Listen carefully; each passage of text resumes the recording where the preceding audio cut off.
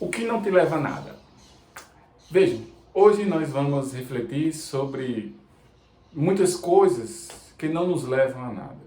É lógico, em toda a nossa vida, seja qual campo for, seja o campo amoroso, as relações de amizades, a relação espiritual, as relações de trabalho, as nossas situações financeiras, seja onde você queira estar, há coisas que te levam para frente e coisas que te levam para trás.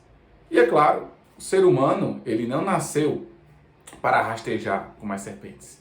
Eu sempre ensinava isso a meus alunos. O ser humano, ele nasceu para voar. O ser humano, ele nasceu para crescer. O ser humano, ele nasceu para se expandir e não para rastejar como as serpentes. É tanto que o próprio livro do Gênesis deixa claro que quando Deus faz a criação, ele dá ao homem o poder de governar todas as coisas. Ainda que a gente esteja governando tão mal, ainda que a gente esteja destruindo tanto o planeta, né, e tudo que foi feito com toda a maravilha divina, Deus, ele concedeu ao homem a graça e o dom de cuidar de todas as coisas. Mas vejam bem, como eu falei, em nossa vida há coisas que nos levam e coisas que nos afastam do nosso objetivo, do que nós queremos. E o que mais eu escuto são pessoas que perguntam assim: poxa, como é que eu poderia solucionar as coisas que não me levam para frente? Como é que eu poderia saber as coisas que não me levam para frente? Em primeiro lugar, sempre este canal parte do princípio de que você precisa se conhecer. Porque quando você coloca um espelho na sua frente, você vê o que você tem de bom e o que você tem de ruim, você consegue progredir. Isso em tudo. Por exemplo, quando você começa a se observar e você olha, realmente eu sou um preguiçoso. Pronto, você começa a saber o que é que eu posso fazer para diminuir essa preguiça, que é algo que eu já falei em vídeo anterior. Eu sou ansioso, o que é que eu posso fazer? Mas você primeiro tem que colocar um espelho na sua frente. Ou seja, você tem que se determinar a começar a conhecer quem você é. No entanto, eu poderia dizer que há quatro coisas eu acho que elas estão em quase todas as pessoas, né? Que realmente não faz com que o ser humano progrida, como eu falei, em todos os lados da sua vida, se a gente pode dizer assim. A primeira coisa que nós podemos dizer que literalmente faz o ser humano ficar parado, e aí eu já disse tudo, é a questão da estabilidade. Se nós olharmos bem, as pessoas instáveis, elas tendem a ter um problema. É o quê? Elas são volúteis, elas mudam a todo momento. Mas a estabilidade que eu quero colocar aqui não é uma pessoa que é estável, centrada, que sabe o que quer, não é isso. A estabilidade aqui que eu quero colocar é a questão ligada ao comodismo. Oxente, Vitor, quer dizer que eu sou concursado há não sei quantos anos, já tenho minha carreira feita, meu salário garantido, pandemia ou sem pandemia eu tenho dinheiro, porque não vai faltar no banco ainda que eu não trabalhe. É isso que você quer para a sua vida? Essa estabilidade que é sinônimo de preguiça? Ou estabilidade que é sinônimo de não me mover mais? Uma coisa é você ser estável, ou seja, você ser uma pessoa segura, uma pessoa que não muda por qualquer coisa, uma pessoa que depois que toma uma decisão vai até o fim e luta por aquele objetivo, por aquele sonho. Isso é bom, isso é maravilhoso, e se você é assim, parabéns e continue sendo. Outra coisa é quando você é estável no sentido de tá muito bom e não precisa mudar nada. Olha, quando as coisas estão muito calmas na vida de alguém, pode ir atrás que tem algum problema. Eu sempre digo isso, quando alguém diz assim, eu estou passando por algumas turbulências, eu digo, nossa, parabéns, você está na vida normal, que qualquer pessoa tem e deve ter. Não há um ser humano que consiga viver uma estabilidade tranquila e boa a vida toda. Não há. Por quê? Porque todo ser humano, ele tem inúmeras coisas para ser melhoradas. E se ele não tem, se ele é tão perfeito assim como ele acha, ele tem família, ele tem sobrinho, ele tem afilhado, ele tem amigo, ele tem namoro, ele tem casamento, ou ele tem o problema da solidão. Ou seja, sempre tem algo que desestabiliza o ser humano, sempre. E aqui eu quero tratar deste tema. Essa estabilidade que muitas vezes você acha que tem, que é boa, que é louvável, muitas vezes, não em todas as pessoas, mas muitas vezes, ela, quem sabe, é o motor que não te deixa crescer. Por que eu digo isso? Porque você não consegue sonhar mais. Você chegou em um nível de sua vida que tá bom e é só esperar a morte. Eu não preciso mais nada. Eu não preciso mais sonhar com nada. Eu não preciso mais querer nada. Eu não preciso mais ter nenhuma meta a ser alcançada. Por quê? Porque estabilidade tomou de conta de você. E essa estabilidade, na verdade, é um comodismo doentio que muitas pessoas vivem hoje. Esse comodismo de achar que ou eu nasci assim, vou crescer assim, vou morrer assim, ou eu cheguei em um nível que nada mais me interessa. Cheguei a um nível onde nada mais me encanta. Cheguei a um nível onde eu não tenho mais sonho. E aí vale a frase do Papa Francisco: quando a pessoa perde a esperança, a pessoa deixa de ser cristão. A pessoa deixa de ser normal, porque todo ser humano tem que ter esperança em algo. Sei lá, esperança no seu novo curso, esperança no seu novo emprego, esperança no seu novo cargo, esperança em dias melhores, esperança em uma viagem legal, esperança por algo que você ainda não alcançou. A esperança aqui, ela não é esperança do verbo esperar, como muita pessoa pensa. Muitas pessoas pensam que esperança é do verbo esperar, assim, ó, eu estou esperando o ônibus passar. Isso é uma esperança passiva, esperança que não faz nada. Se ele passar bem, se ele não passar, pronto, não tem nada a ver comigo. Porque quem tem que vir é um ônibus e não eu. Esperança aqui é do verbo esperançar, é diferente, certo? Então, observe se o nível de vida que você chegou e que você acha que é tão bom, se ele é realmente tão agradável assim, ou se ele não é um comodismo. E se for um comodismo, age, procura mudar, procura se reinventar, procura outras coisas. Quantas pessoas ficam aposentadas e acomodadas? E aí eu quero dizer assim, se aposentadoria é comodismo, então realmente você só dá despesa, você não faz outra coisa, como muitas pessoas falam. Aposentadoria não significa dizer que você parou de viver. Aposentadoria significa dizer que você chegou neste nível. Mas neste nível da vida, ainda há muito a se conquistar, muito a crescer, muito a experienciar. Há um mundo de oportunidades para você. Então pensa nessa questão da estabilidade. Isso, inclusive, é motivo de muitas brigas, de muitas confusões nos relacionamentos amorosos. As pessoas chegam em um comodismo que não avançam mais para nada. E aí começam a achar que o casamento não tem graça, que o casamento perdeu o grande amor, perdeu o grande foco, perdeu a grande paixão. Não é que simplesmente que perdeu, é porque não tem mais motivo para sonhar. Isso na empresa, quando as pessoas dizem, eu já cheguei num cargo que eu não quero mais crescer. Quando você não quer mais crescer, é porque literalmente você é um acomodado com o que você tem, com o que você é. Pense, só você pode chegar à conclusão se você tem ou não uma estabilidade que é problemática e não uma estabilidade boa, equilibrada, centrada. Segundo ponto que eu enumero como o que não nos leva para frente, eu posso dizer sem medo algum que é o medo. O medo. Por que é que muitas vezes a gente fica acomodado, como eu falei? Porque a gente tem medo. E o medo, ele é normal. O medo ele não é uma coisa de outro mundo. Não. Você tem medo das coisas que ainda não aconteceram. Por quê? Porque elas não aconteceram. Porque é que ter fé é você crer em algo que você ainda não tem total domínio. Por quê? Justamente porque, como diz Santo Agostinho, é assinar uma folha em branco e deixar que Deus escreva tudo. seja, você não tem o total domínio da coisa. Você tem fé no céu, por exemplo. Você acredita no céu. Mas você tem o céu aqui na sua mão, tem? Não tem. Você crê nisso, você tem esperança. Qual é o problema do medo? O medo é até legal. Ele nos faz tomar cuidado, né? Mas o problema do medo é quando não deixa que a gente avance. O medo quando não deixa que a gente dê um passo para frente. E muitas pessoas passam a vida toda com medo de uma decisão.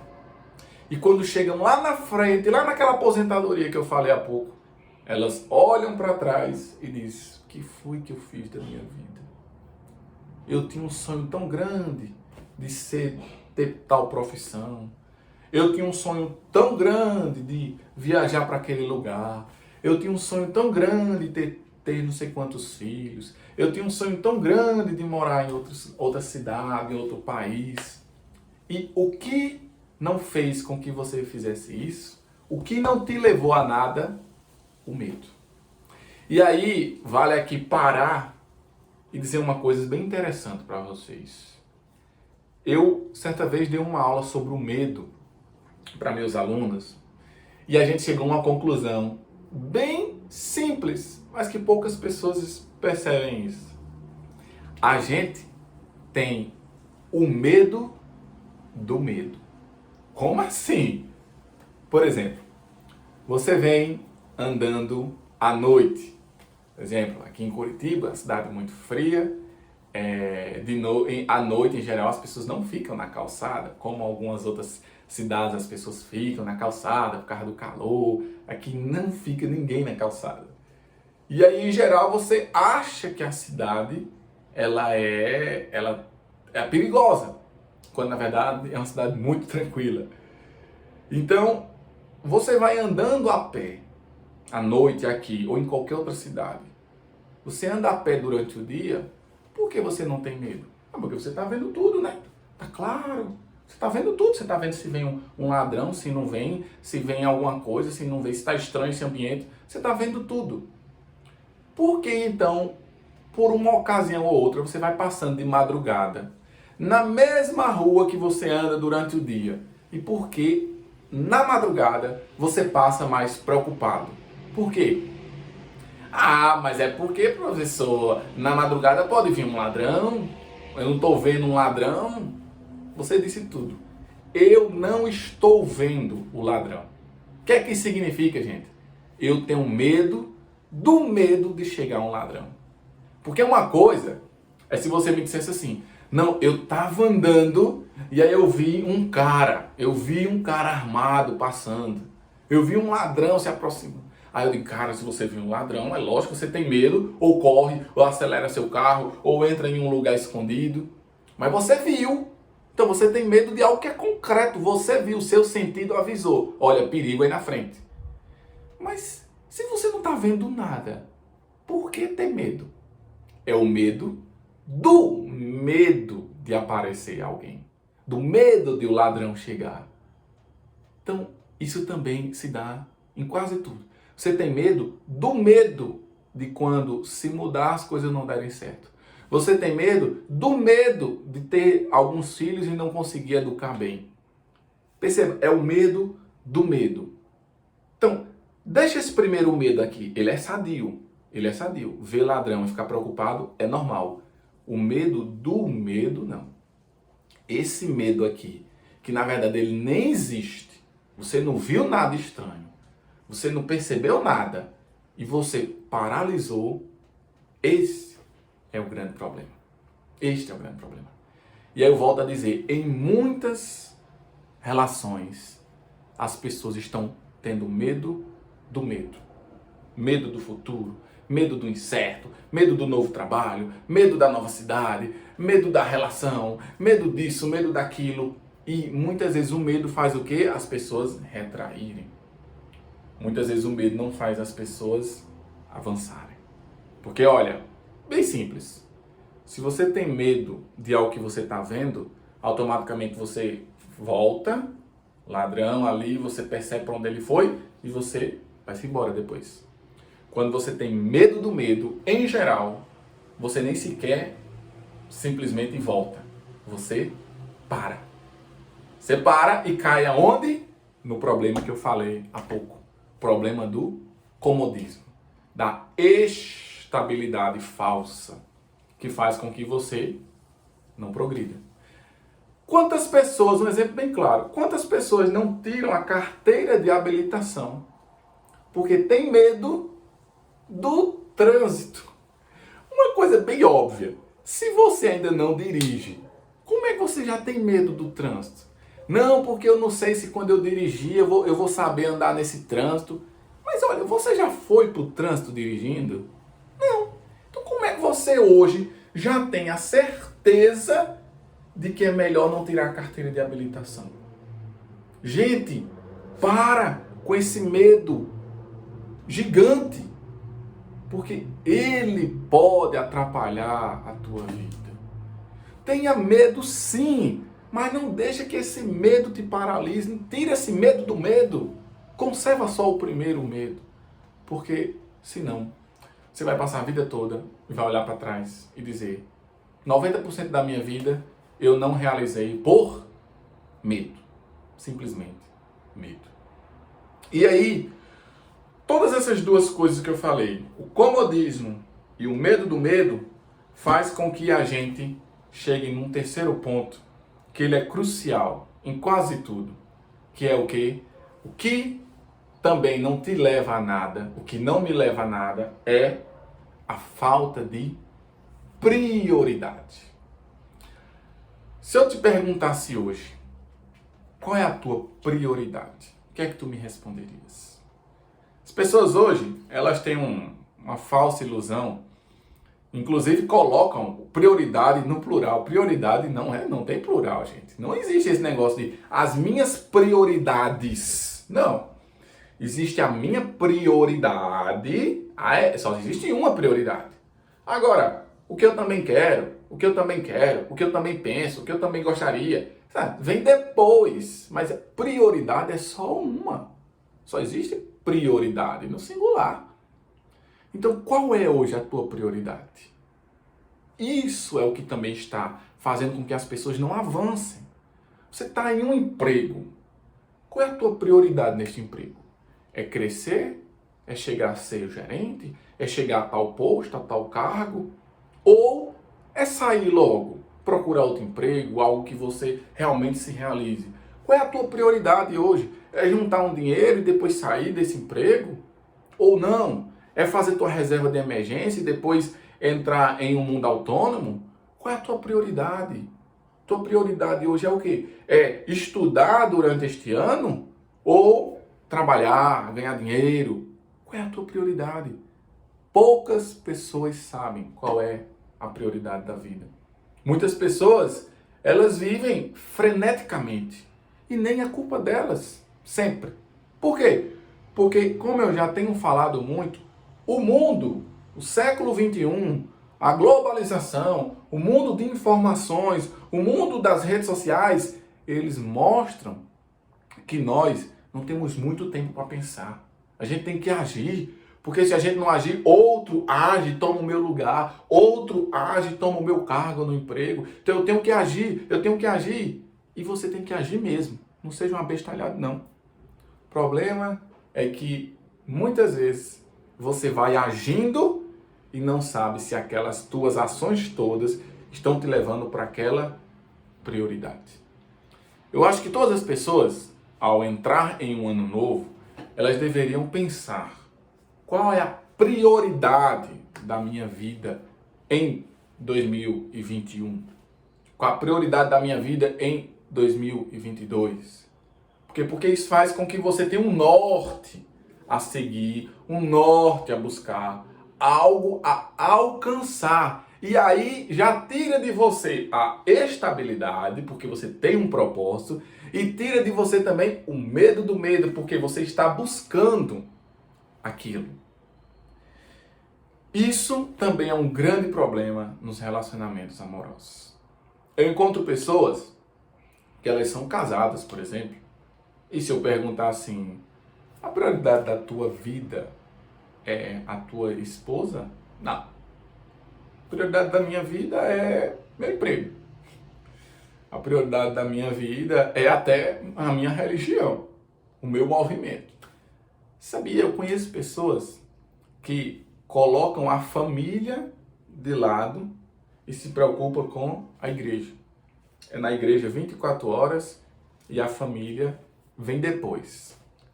E aí eu digo o seguinte, quando você casou, você fez uma aliança, inclusive ela é um sinal material também. Você fez uma aliança justamente para dizer que este núcleo aqui é o que tu queres, é o que tu escolheste e é o que tu um dia vais entregar a Deus. A paróquia, o culto, tudo aquilo que é parte de uma religião, o seu núcleo vem, participa, se abastece e volta para a vida social. Porque quem escolheu esta vida aqui foi o padre, foi o pastor, foi o líder religioso que escolheu se dedicar totalmente para esta vida. E hoje a gente percebe essa bagunça. O leigo clericalizou-se e virou mini sacerdotes, e muitos sacerdotes se laicizaram e se tornaram mini leigos. Isso nós vemos bastante. Falta de prioridade naquilo que você mesmo escolheu livremente e prometeu ser fiel. Então, se eu perguntasse a você, quantas pessoas você conhece que tem uma família e que a prioridade delas é a família? São poucas pessoas. Olha, quando eu morava lá em Recife, eu gostava de dizer muito isso nas minhas reflexões, nas palestras, quando eu ia dar nos bairros. Eu dizia assim, eu não consigo entender. Olha que eu gosto de futebol, sou apaixonado por futebol. Quando eu era mais jovem, eu joguei em alguns clubes, mas eu não consigo entender como é que o homem, ele deixa a sua esposa para ir para um bar com um monte de homem assistir os jogos. Ah, Vitor, mas isso é legal. Isso é legal. Uma vez ou outra. Agora vocês sabiam que tem homens que faz isso quase todo dia? Quase todo final de semana? Quase todo feriado? É meio estranho eu trocar a pessoa que é a minha prioridade, a pessoa que eu escolhi para viver a vida toda, a pessoa que eu amo, a pessoa que me realiza em tudo, inclusive no sexo, no ato conjugal, para ficar com um monte de homem. É, no mínimo, meio estranho.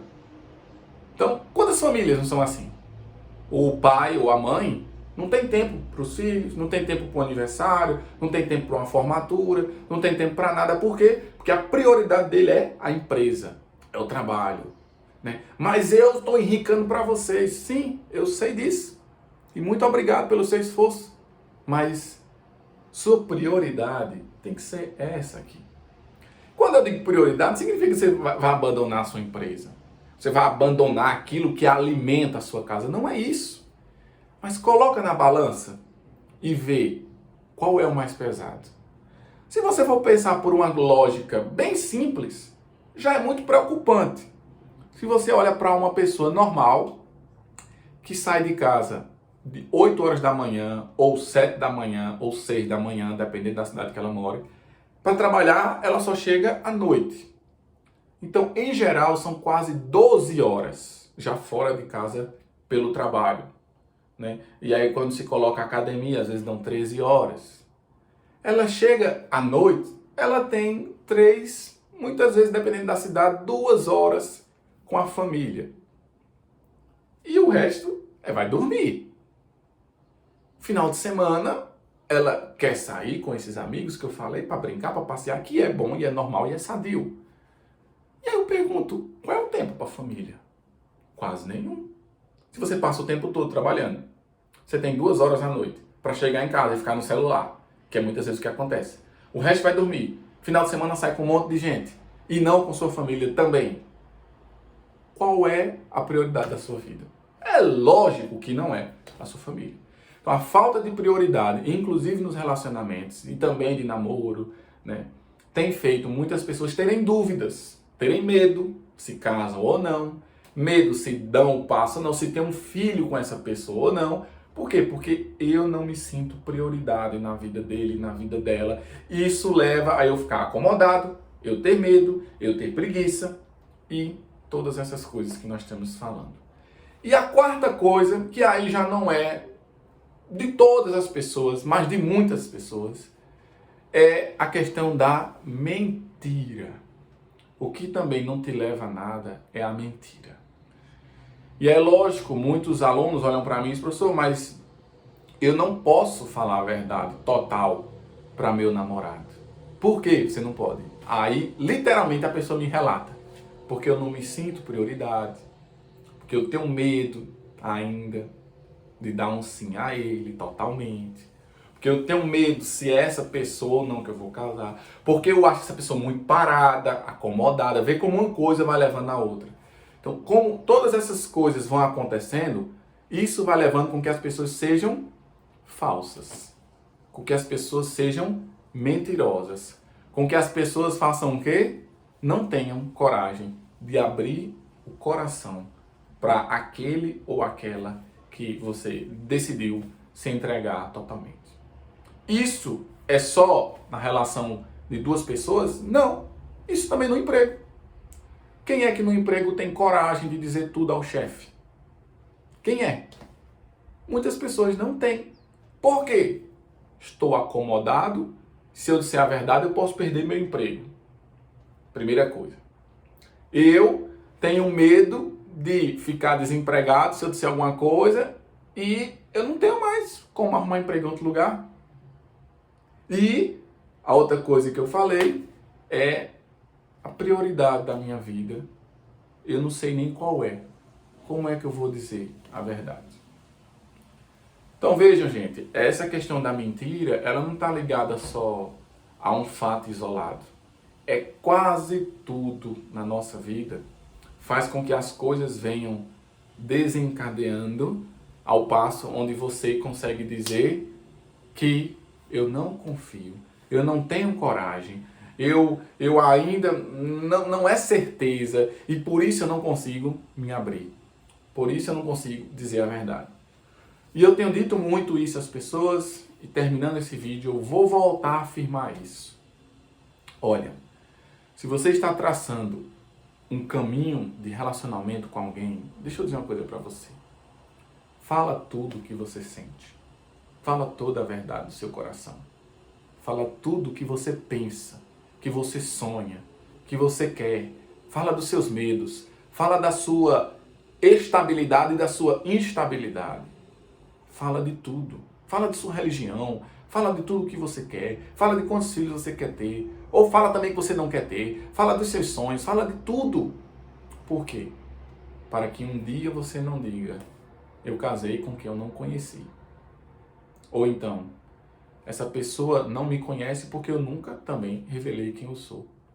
E é isso que tem acontecido muito na sociedade.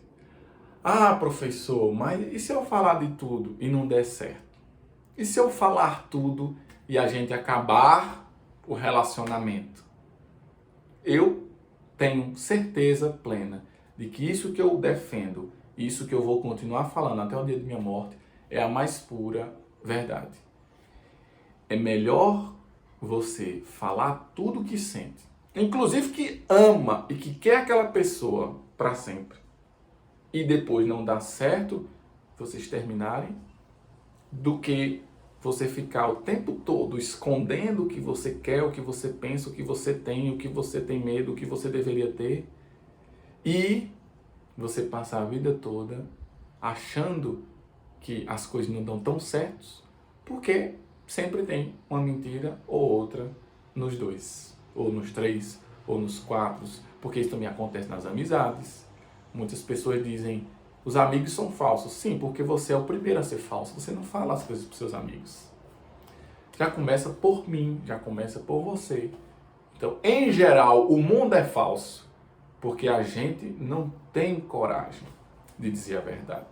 E, gente, eu não estou dizendo que isso é de todo ruim. Você tem que tomar cuidado para não abrir também seu coração para qualquer pessoa. Cuidado. A sua alma é preciosa demais para as pessoas terem domínio. Tome muito cuidado. Mas, seja verdadeiro. É melhor quebrar a cara, sofrer, chorar, quem sabe até ter uma depressão, se sentir sem nada porque perdeu aquela pessoa, do que você passar a vida toda mentindo, enganando, fazendo coisa escondida. Por quê? Porque ela não pode saber quem literalmente você é. Tem pessoas que acham que até com Deus pode se viver assim, né? Na mentira. Quando na verdade a gente sabe que é impossível. Gente, que este vídeo possa chegar a todas as pessoas. Curtam, compartilhem, comentem, se inscrevam aí no canal, ativem o sininho da notificação e não esqueçam jamais disso. As coisas que não nos levam a nada são muitas. E eu quis aqui enumerar essas que quem sabe são um resumo de quase tudo que atrapalha o nosso crescimento. Como eu falei para vocês, a estabilidade, que é sinônimo de comodismo e não uma estabilidade sadia. Eu falei para vocês o medo do medo, tomem muito cuidado com o medo. Ele é bom, mas o medo do medo, ele é nocivo. Falei para vocês a falta de prioridade de tudo e de todos e também, por último, a falta de verdade, ou seja, a mentira que tem se tornado algo normal na nossa população. Que Deus abençoe a todos, um grande abraço.